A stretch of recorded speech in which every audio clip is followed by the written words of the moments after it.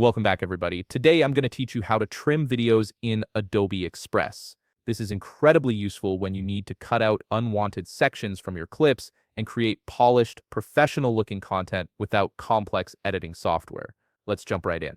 First, open your web browser and navigate to new.express.adobe.com. Once you're there, log in with your credentials to access your Adobe Express workspace. After logging in, you'll land on the main dashboard where you can start creating. Now, click on Start New Design. This opens up your design options. From here, select Custom Size, which gives you full control over your canvas dimensions.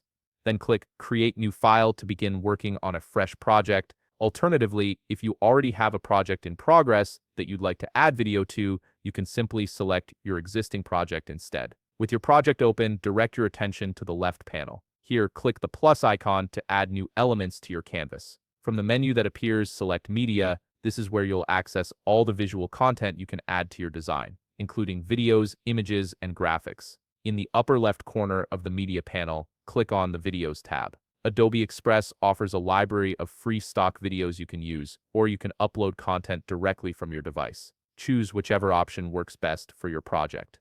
If you're uploading from your device, simply navigate to your file location and select the video you want to trim. Once your video is added to the timeline, hover over either the left or right edge of the video clip. You'll notice trim handles appear at the bottom of the page. These handles are your primary tools for cutting and adjusting your video length to set a new starting point for your video.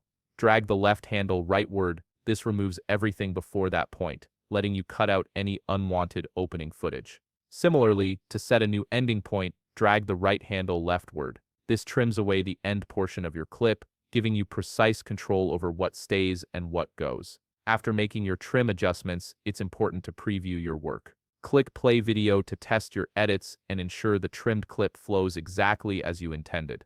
If something doesn't look quite right, you can always go back and readjust those trim handles until you're completely satisfied.